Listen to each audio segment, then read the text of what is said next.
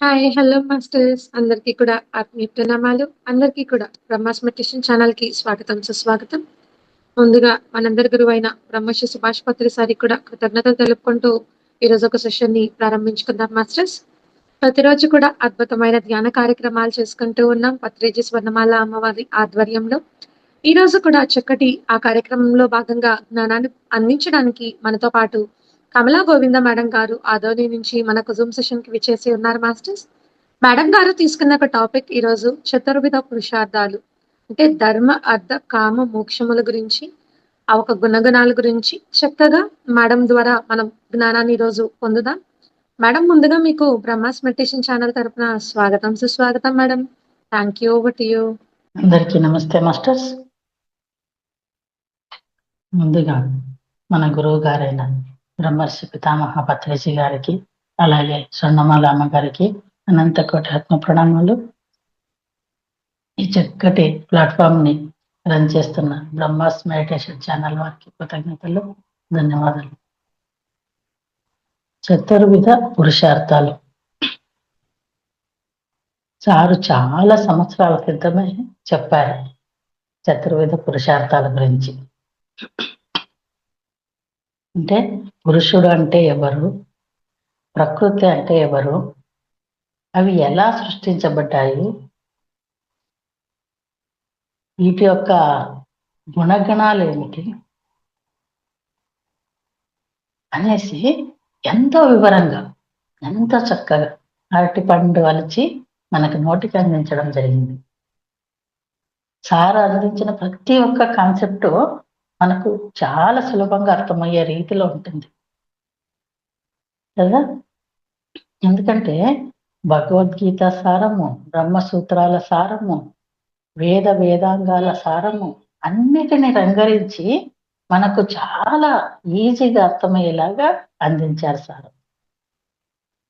మనం ఈరోజు ఇవన్నీ ఎన్నో గొప్ప గొప్ప విషయాలను సులభంగా అర్థం చేసుకోగలుగుతున్నామంటే సారు అందించిన ఆ ఒక సులభతరమైన పదాలు.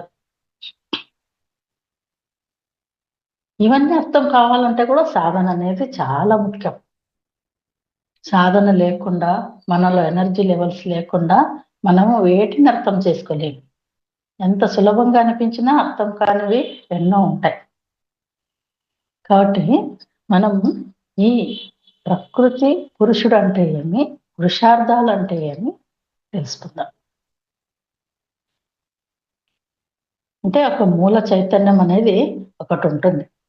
మనం ఆదిశక్తి అనొచ్చు, భగవంతుడు అనొచ్చు, పరమాత్ముడు అనొచ్చు, మనం ఏ పేరుతోనైనా పిలుచుకోవచ్చు.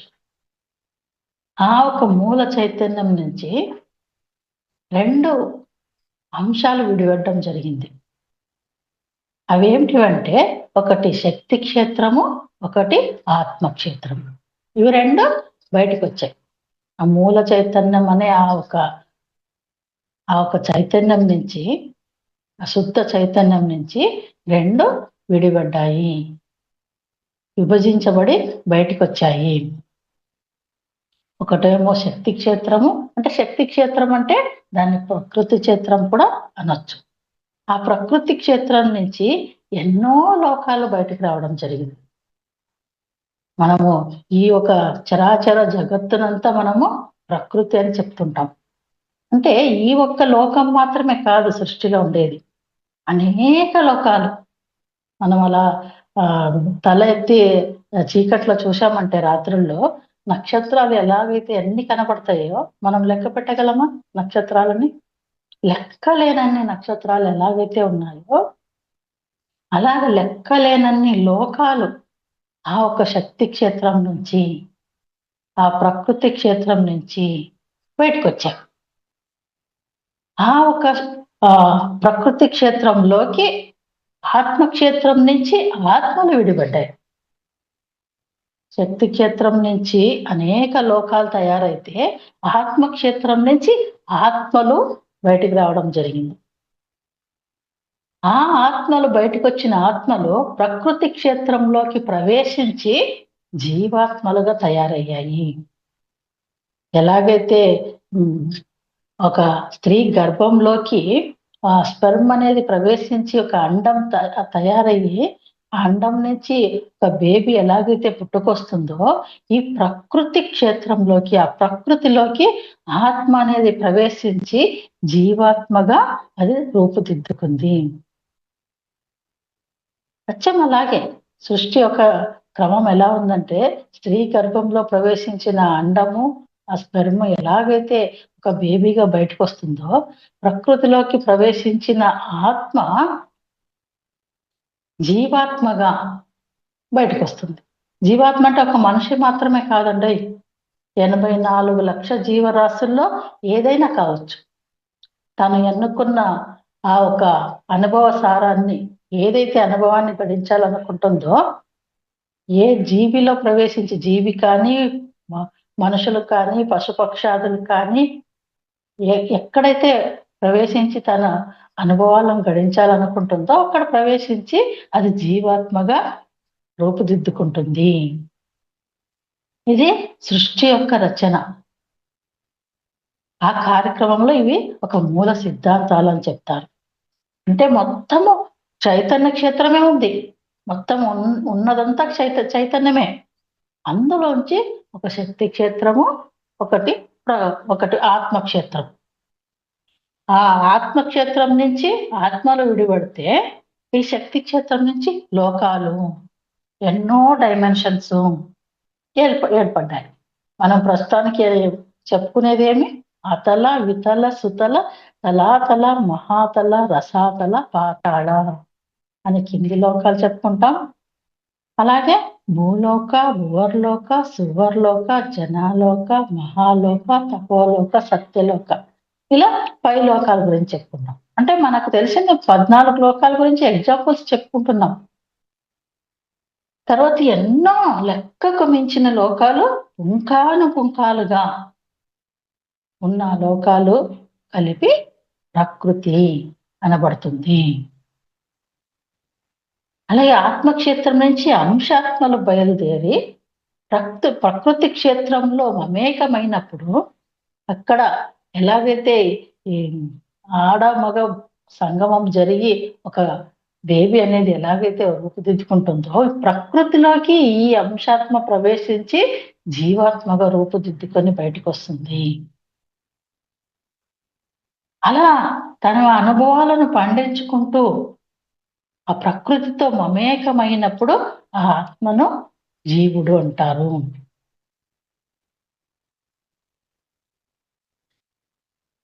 ఇలా ఎన్నో లోకాలని అనుభవిస్తూ అనేక లోకాల్లో తిరుగుతూ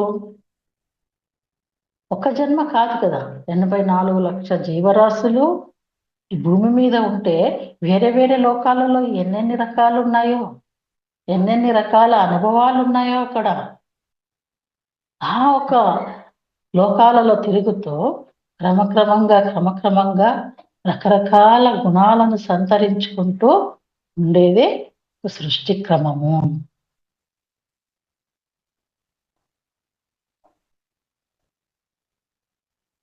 అలా శక్తి క్షేత్రంలో ప్రవేశించి జీవాత్మలుగా తయారయ్యి మొట్టమొదట ఖనిజ లోకంలో ఖనిజాత్మగా, అంటే అక్కడ రాళ్ళు రప్పలు కొండలు, అవి చూడండి కొండలు మనం 1000 సంవత్సరాల తర్వాత చూసినా కొండగానే ఉంటుంది. అంటే ఖనిజ లోకంలో ఖనిజ సామ్రాజ్యంలో చాలా చాలా యుగాలు గడిచిపోతాయి అవి ఖనిజాత్మగా ఉండడము. తర్వాత వృక్షాలోకంలో ప్రవేశిస్తాయి. వేల సంవత్సరాలు వృక్షాలు కూడా మనము కొన్ని చోట్ల ప్రదేశాల్లో చూస్తుంటాం.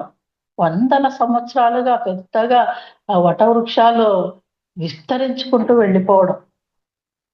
అలా అక్కడ కూడా వందల సంవత్సరాలుగా వృక్ష సామ్రాజ్యంలో ఉండడం జరుగుతుంది.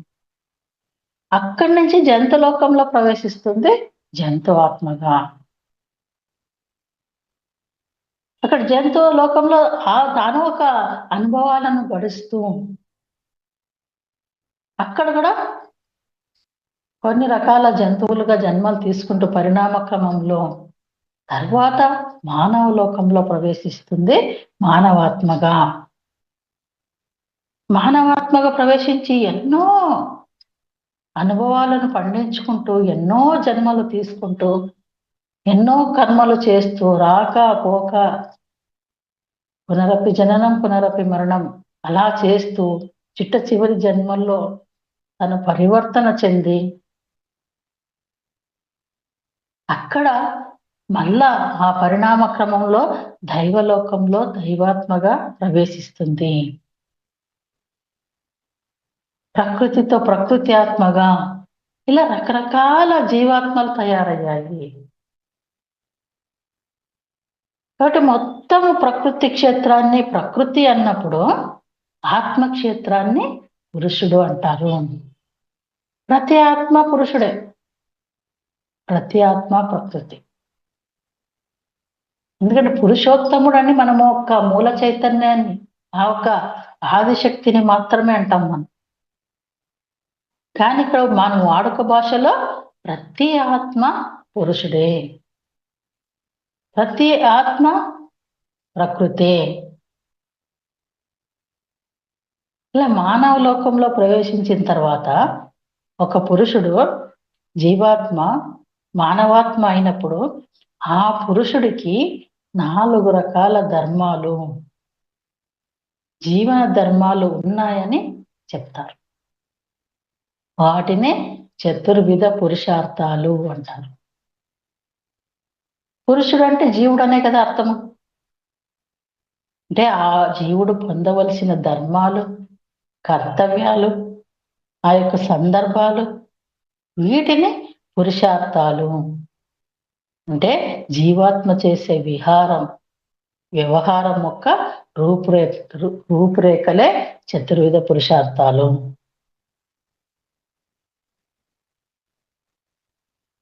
ఆ జీవాత్మ ఆ పురుషుడు అంశాత్మ ప్రకృతితో అనంతకాలంగా శాశ్వతంగా చేసే వ్యవహారాలను పురుషార్థాలు అంటారు. అంటే ఎన్నో జన్మలు తన అనుభవాలు గడిస్తూనే ఉంటుంది ప్రకృతిలో ప్రవేశించిన ఆ అంశాత్మ. ఎన్నో జన్మలలో తను చేసే వ్యవహారాలు, తను అనుభవాల్లో పొందే జ్ఞానం అయితేనేమి, తన నడవడిక అయితేనేమి, తన క్యారెక్టర్ అయితేనంటే ప్రతి జన్మలోనూ ఏదో ఒకటి నేర్చుకుంటూ ఎదగడమే ఉంటుంది ప్రకృతితో ప్రవేశించిన ఆ ఒక అంశాత్మ.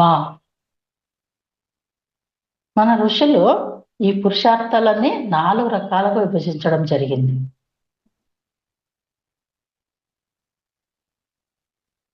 ఆది పరాశక్తి అనే ఆ మూల చైతన్యం నుంచి ప్రకృతి క్షేత్రం ఆత్మక్షేత్రం బయటికి వచ్చి ఆదిశక్తి పూర్ణంగానే ఉంటుంది. ప్రకృతి క్షేత్రము ఆత్మక్షేత్రం బయటకు వచ్చిన ఈ ఆదిశక్తి అనే ఆ మూల చైతన్యము పూర్ణంగానే ఉంటుంది. ఎలా అంటే ఒక తల్లి గర్భం దాల్చి బిడ్డను పుట్టిన తర్వాత తను పూర్ణంగానే ఉంటుంది కదా. తానేమన్నా సగమైందా?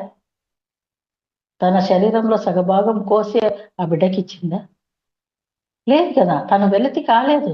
పూర్ణంగానే ఎలాగైతే ఉందో ఈ ఒక శుద్ధ చైతన్యము ఆ మూల చైతన్యం నుంచి ఈ యొక్క శక్తి క్షేత్రము ఆత్మక్షేత్రం బయటికి వచ్చినా కూడా అది పూర్ణంగానే ఉంటుంది. మొట్టమొదట ఒకటే చైతన్యంగా ఉంటుంది. అందులోంచి ప్రకృతి పురుషుడు విడిపడ్డప్పుడు 3గా తయారయ్యాయి. అంటే మూల చైతన్యం అనేది తల్లి అయితే పురుషుడు ప్రకృతి అనేవి దాని బిడ్డలు అన్నమాట. పురుషుడి నుంచి జీవాత్మలు బయటకు వచ్చాయి, ప్రకృతి నుంచి ఎన్నో లోకాలు బయటకు వచ్చాయి. ఆ జీవాత్మలు ప్రకృతిలో ప్రవేశించి అంటే ఎన్నో లోకాల్లో ఎన్నో జన్మలు పొందుతూ ఎన్నో జన్మలు విహరిస్తూ అనుభవాలు పొందుతూ క్రమక్రమంగా గుణాలను సంతరించుకుంటూ ఉంటాయి. మొట్టమొదట వచ్చిన ఆ ఒక జీవాత్మకు ఏమి తెలీదు, ఏ కర్మలు ఉండవు, ఏ గుణాలు ఉండవు. ఒక తెల్ల కాగితం లాగా ఒక్కొక్క జన్మలో తన అనుభవాలు పొందుతూ పొందుతూ క్రమక్రమంగా గుణాలను సంతరించుకుంటూ వస్తుంది. అనేక లోకాల్లో అనేక పరిస్థితుల్లో ఒక్కొక్కటి తను యాడ్ చేసుకుంటూ వస్తుంది. గుణాలు, గణాలు.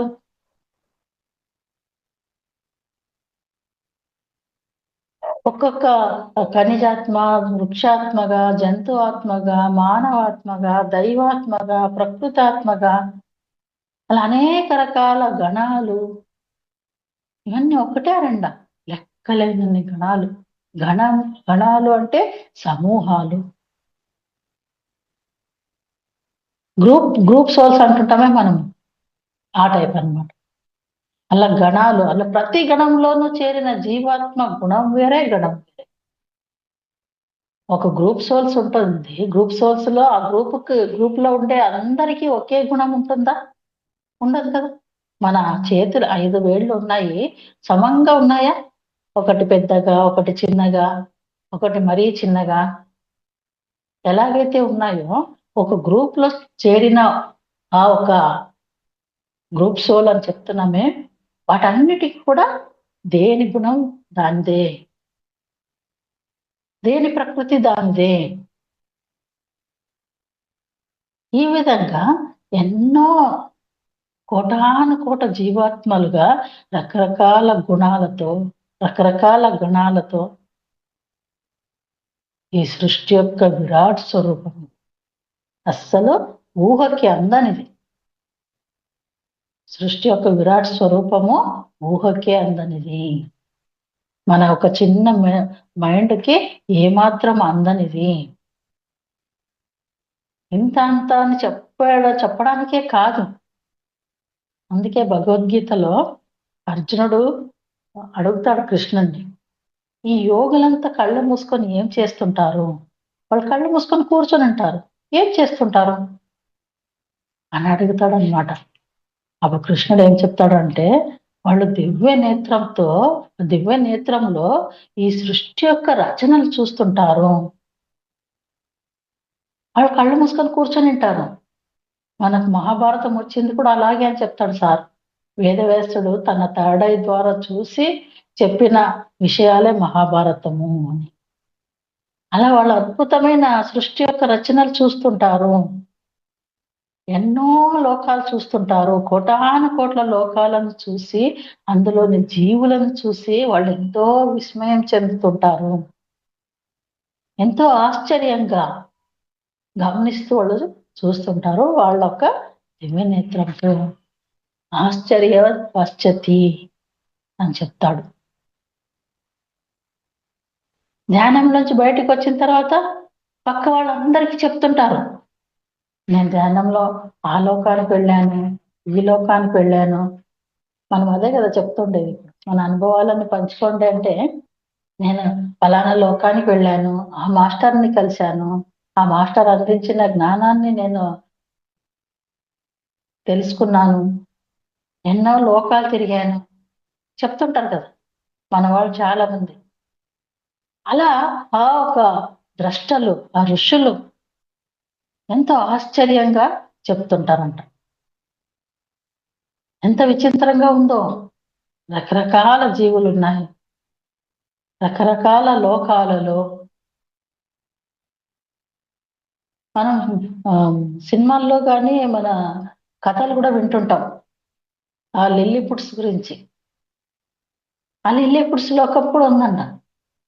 మా అబ్బాయి ధ్యానం చేసే కొన్ని సంవత్సరాల కిందట లిల్లీపుట్స్ లోకానికి వెళ్ళొచ్చాడు.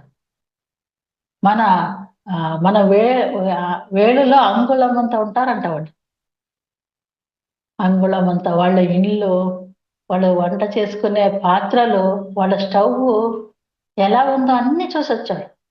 చెప్తా ఉంటే మాకు ఆశ్చర్యం అనిపించింది. అంత చిన్నగా ఉంటారు ఆ లిల్లీపుట్స్ అని విన్నాం కానీ కథల్లో.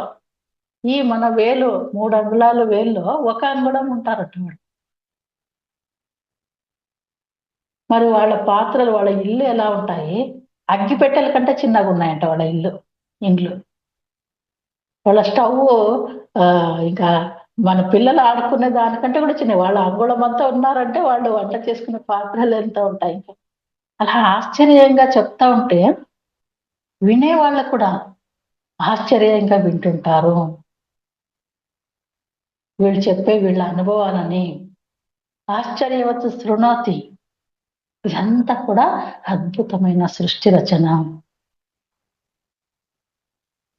ఈ యొక్క సృష్టి రచనలో మనం మానవ గుణంలో, మానవ గణంలో ఉన్నాము. అంటే మనం ఖనిజ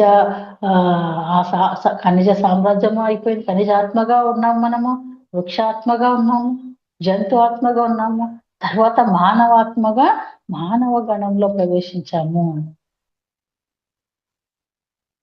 అలా మనము గమనిస్తే, దృష్టి సారిస్తే మన దృష్టిని మానవ ప్రపంచంలో, మానవ లోకంలో మానవాత్మలుగా ఉన్న ఈ పురుషులు, ఈ అంశాత్మలు, ఈ యొక్క జీవాత్మలు, వాళ్ళ గుణాలు ఎలా ఉంటాయంటే, ఆ గణాల ఒక విస్తరణ ఎలా ఉంటుందంటే, వారి యొక్క వ్యవహారం ఎలా ఉంటుందంటే, వాటిని పురుషార్థాలని చెప్తారు. మన వ్యవహారము,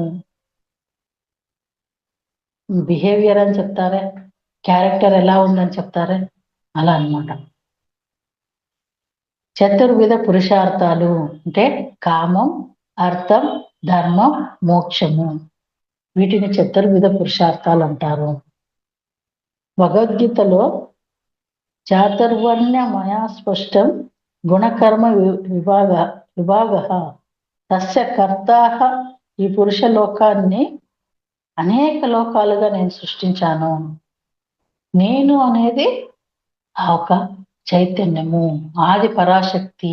నేను అంటే ఇక్కడ నేను అనేది కాదు. మామూలు సామాన్యులు ఏమనుకుంటుంటారంటే, నేను అంటే నేను శరీరమే, నా పేరు ఇది, నా ఊరిది, నేను ఫలానా అనేది. ఆ నేను అనేది ఆ ఒక చైతన్యము, ఆ ఆదిశక్తి, ఆది మూలము. ఈ పురుష లోకాన్ని అనేక లోకాలుగా నేను సృష్టించాను, కానీ ఇవన్నీ నాకన్నా విభిన్నంగా ఉన్నాయి. అందులో వారి యొక్క గుణాలను బట్టి, వారి కర్మణలను బట్టి 4 వర్ణాలుగా ఏర్పడ్డాయి. 4 వర్ణాలుగా మనం విభజించుకోవచ్చు. గుణాలు అంటే ఆంతరంగికమైన సముదాయము. అంటే మన లోపల ఎటువంటి గుణం ఉంది? తమో గుణమా, రజో గుణమా, సాత్వికమా, శుద్ధ సాత్వికమా, నిర్గుణమా, లేకపోతే కామ, క్రోధ, లోభ, మోహ, మదమాత్సర్యాల? ఈ లోపల ఉన్న ఆ సముదాయం యొక్క గుణాలు ఎలా ఉన్నాయి? బహిర్ముఖమైన గుణాలు ఏవి అంటే రూపురేఖలు.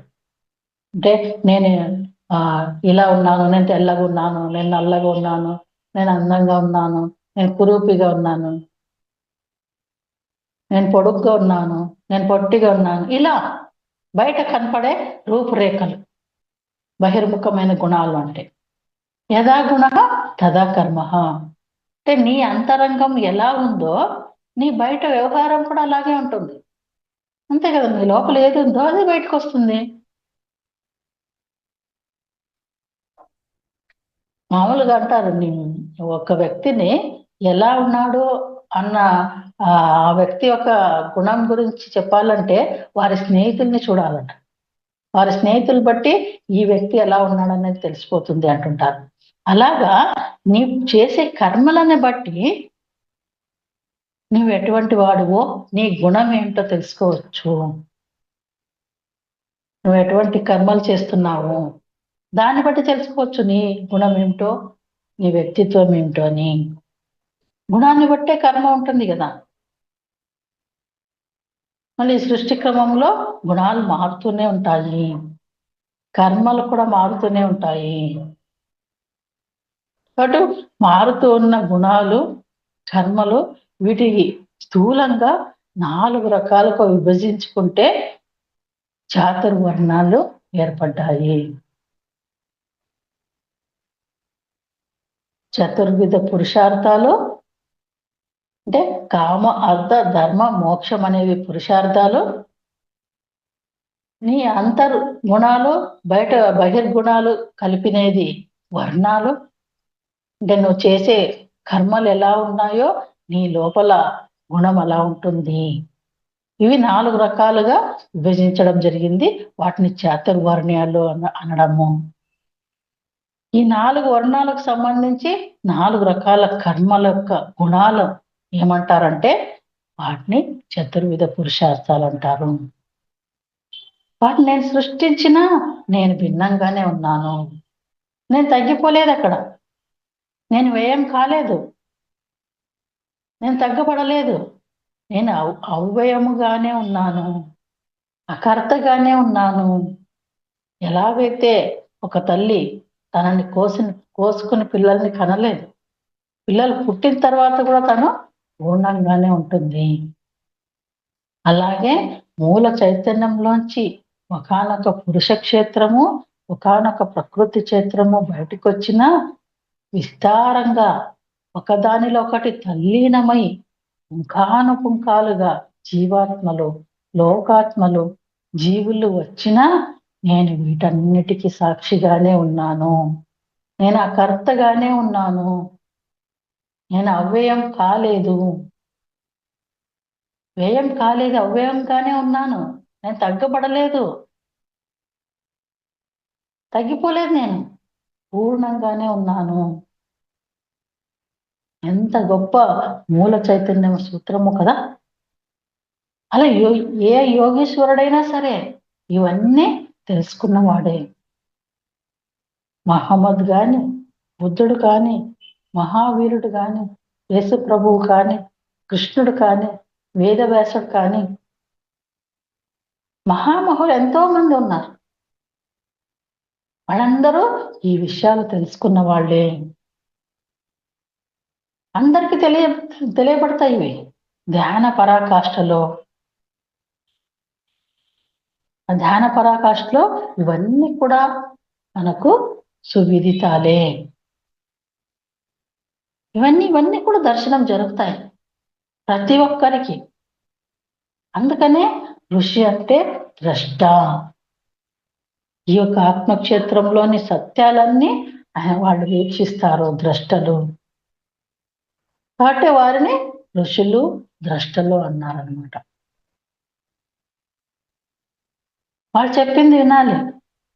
శృతి వేదం అంటే ధ్యాన యోగీశ్వరులు ధ్యాన అనుభవాలు విశ్లేషించి చెప్పగా, వాళ్ళు వివరించి చెప్పగా చెప్పిన వాటిని శృతి అంటారు.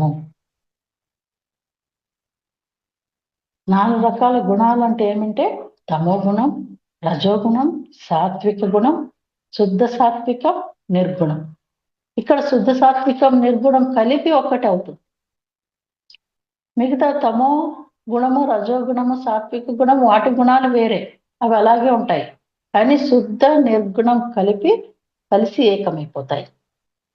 కాబట్టి 4 గుణాలని చెప్పడం. చాతుర్వర్ణ్యం అంటే తమో గుణ కర్మలు వేరే, రజోగుణ కర్మలు వేరే, సాత్విక గుణ కర్మలు వేరే, శుద్ధ సాత్విక నిర్గుణానికి చెందిన కర్మలు వేరే. తమో గుణంలో ఉండేవారిని శూద్రులు అన్నారు, రజోగుణంలో ఉండేవారిని వైశ్యులు, సాత్విక గుణంలో ఉండేవారిని క్షత్రియులు, శుద్ధ నిర్గుణంలో ఉండేవారిని బ్రాహ్మణులు.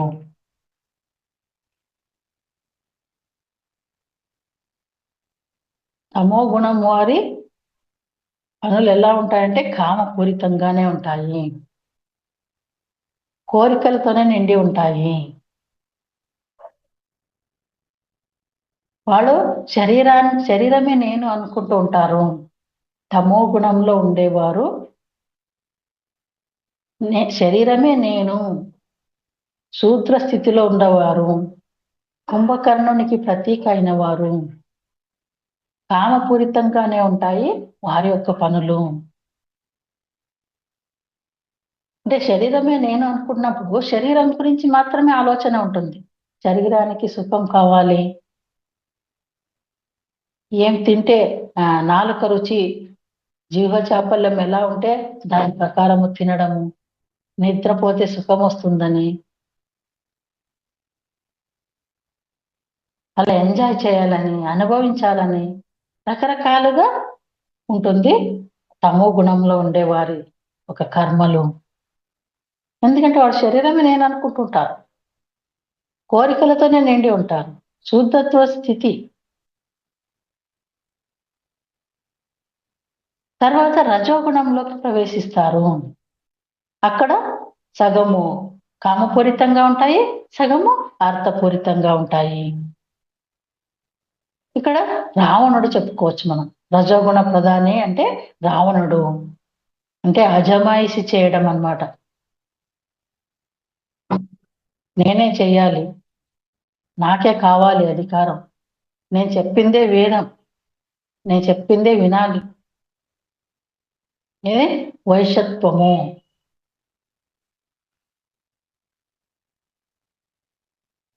ఇక్కడ మనసు స్థితిలోనే ఉంటారనమాట.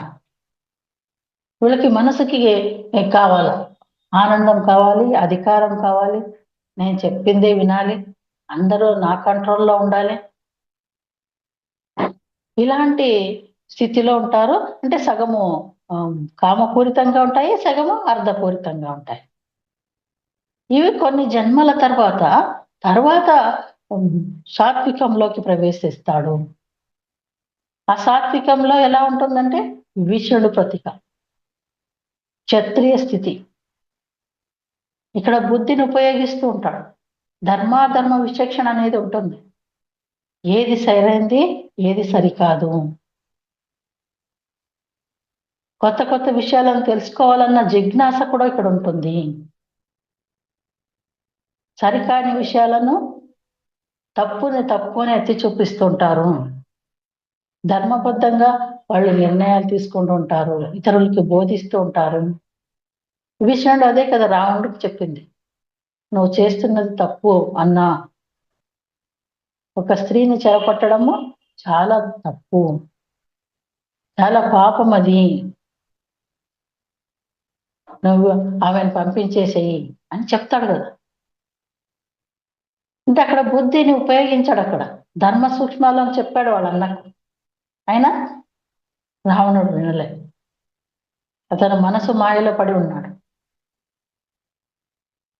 కాబట్టి ఇక్కడ కామపూరితంగాను ఉంటుంది 1/3, అర్థపూరితంగాను 1/3,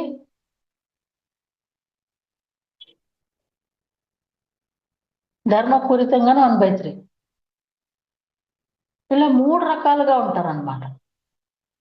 3 రకాల వ్యవహారాలు కూడా వాళ్ళ దగ్గర నడుస్తూ ఉంటాయి. తర్వాత శుద్ధ నిర్గుణంలో ప్రవేశిస్తారు.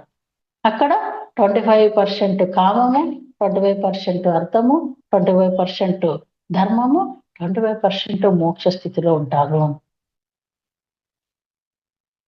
ఆత్మస్థితిలో ఉంటారు. నిర్గుణము, శుద్ధ నిర్గుణము, బ్రాహ్మణత్వము, శ్రీరాముడు ప్రతీక అని చెప్పుకోవచ్చు.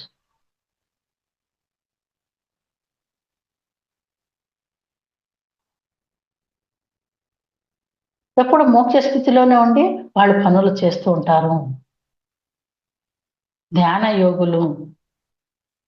ఈ విధంగా మనము చతుర్విధ పురుషార్థాలను చెప్పుకోవచ్చు. కామ అర్థ ధర్మ మోక్షాలు వర్తిస్తాయి.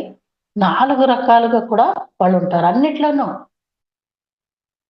అంటే శ్రీరామ స్థితి అంటే మనము ఆత్మస్థితిలోనే ఉండడము. ఆత్మస్థితిలోనే ఉండడం అంటే మిగతా వ్యవహారాలన్నీ నడపమా.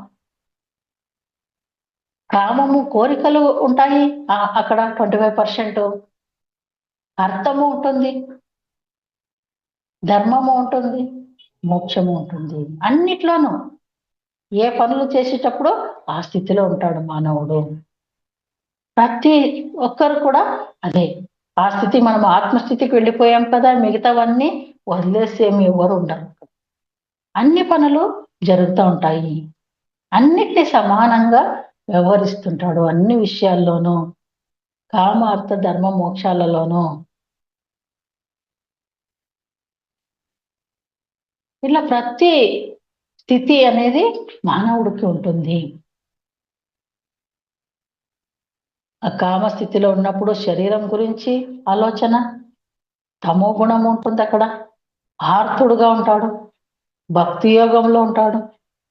అది కీటక దశ గురించి చెప్తే అండ దశలో ఉంటుంది, శూద్రత్వ స్థితి, కుంభకర్ణుడు. ఇవన్నీ కామస్థితిలో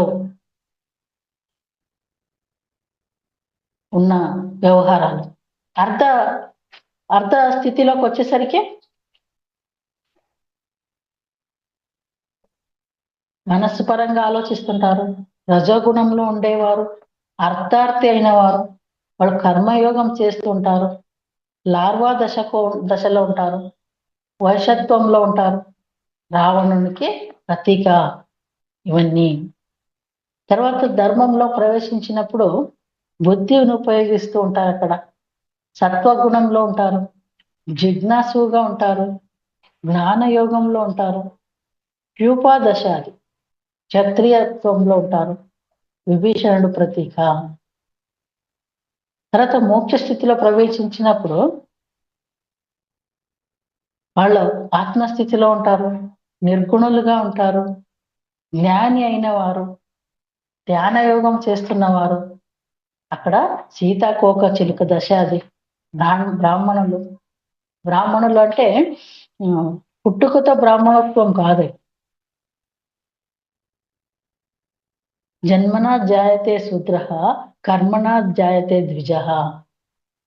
అంటే పుట్టుకతో ఎవరైనా శూద్రులే, చేసే పనుల ద్వారా, చేసే కర్మల ద్వారా మాత్రమే వాళ్ళు ద్విజులు అవుతారు, బ్రాహ్మణులు అవుతారు అని చెప్పడం అన్నమాట. ఇది శ్రీరాముడి ప్రతీక. ఎవరైతే బ్రహ్మ జ్ఞానంలో చరిస్తూ ఉంటారో, బ్రహ్మ జ్ఞానాన్ని వాళ్ళు పొందుతూ ఉంటారో వాళ్ళనే బ్రాహ్మణులు అంటారు. తమో గుణంలో ఉండి వాళ్ళు బద్ధకలుగా, సోమరులుగా, కుంభకర్ణుడిలాగా తినడము, పడుకోవడము, ఆనందము, సుఖము మాత్రమే, శరీర సుఖాన్ని మాత్రమే కోరుకునే వాళ్ళని వాళ్ళు శూద్రులు అంటారు వాళ్ళని.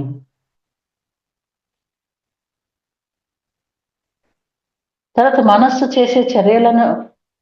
చేసే వికారాలను బట్టి వాళ్ళ చర్యలు ఎవరికైతే ఉంటాయో వాళ్ళు వైశ్యుడు. ధర్మ సూక్ష్మత, బుద్ధి వికాసం ఎక్కడైతే ఉంటుందో వాళ్ళని క్షత్రియులు అంటారు. బ్రహ్మ జ్ఞానంలో చరిస్తూ ఉండే వాళ్ళని బ్రాహ్మణులు అంటారు. కీటక దశలను కూడా సారు చెప్పడం జరిగింది. మొట్టమొదట శూద్ర స్థితిలో అండదశలో ఉంటుంది జీవాత్మ అనేది, తర్వాత లార్వా దశకు వస్తుంది, తర్వాత ప్యూపా దశ, తర్వాత సీతాకోక చిలుక దశ. అలా పరిణామ క్రమం, ప్రతి ఒక్క ఆత్మ పరిణామ క్రమంలో జరిగేవి. సృష్టి యొక్క క్రమం ఇది, సృష్టి యొక్క రచన ఇది ఇలాగే జరుగుతుంది. ప్రతి ఒక్కరూ ఈ స్థితిలో దాటాల్సిందే. ఎవరు పుట్టుకతోనే మహాజ్ఞానులు కాదు, ఎవరు పుట్టుకతోనే బ్రాహ్మణులు కాదు. ప్రతి ఒక్క స్థితిని దాటుతూ వాళ్ళ పరిణామాన్ని చెందుతూ ప్రతి నిత్యము వాడు ఎదుగుతూ చిట్ట చివరికి మోక్ష స్థితిలోకి వస్తారు. ప్రతి ఒక్క ఆత్మ మోక్ష స్థితి సాధించేంత వరకు జనన మరణాల చక్రము జరుగుతూనే ఉంటుంది. ఈ జనన మరణ చక్రాలను సమాప్తం చేసుకున్నంత వరకు ఎవరెవరు తెలివితేటలని బట్టి, ఎవరు ఒక జ్ఞాన వికాసాన్ని బట్టి, బుద్ధి వికాసాన్ని బట్టి వాళ్ళు క్రమంగా అంటే అతి తొందరగా వాళ్ళ జన్మలను కంప్లీట్ చేసుకుంటారు ఈ భూమి మీద. ప్రతి జన్మ పరంపరలో క్రమక్రమంగా ఈ 4 పరిస్థితులను వాళ్ళు అనుభవించి జనన మరణ చక్రంలోంచి చివరికి ముక్తులవుతారు. ఎన్ని తక్కువ జన్మల్లో పాఠాలు నేర్చుకుంటాడో అనేది వారి యొక్క తెలివితేటలను బట్టి, వారి యొక్క సూక్ష్మ దృష్టిని బట్టి ఉంటుందన్నమాట. కాబట్టి మనము చతుర్విధ పురుషార్థాలు, చతుర్వర్ణాలు ఎన్ని రకాలుగా చెప్పొచ్చు. చతుర్వర్ణాలు, చతుర్విధ పురుషార్థాలు, ఉపాధులు, చతుర్గుణాలు, చతుర్యోగాలు ఇలా ఈ విధంగా మనం ఎన్ని రకాలుగా అన్వయించుకుంటూ చెప్పుకొచ్చారు పత్రిసారు. ఎంత అద్భుతమైన ఈ చతుర్విధ పురుషార్థాల గురించి మన గురుగారు మనకు అందించి చాలా సంవత్సరాలైంది. అప్పుడప్పుడు మనం చెప్పుకుంటూనే ఉండాలి. విన్నదే వింటూ ఉన్నప్పుడు కొత్తగా మనకు అర్థమవుతూ ఉంటాయి, మన అవగాహనకు వస్తూ ఉంటాయి. మనము ఏ స్థితిలో ఉన్నామనేది మనకు తెలుస్తూ ఉంటుంది. మనం ఏ స్థితిలో ఉన్నామో, ఏ స్థితి నుంచి మనం ముందుకు వెళ్ళాలంటే మన సాధనని ఏ విధంగా పెంచుకోవాలి అనేది మనకు అర్థమవుతూ ఉంటుంది. కాబట్టి థ్యాంక్ యూ.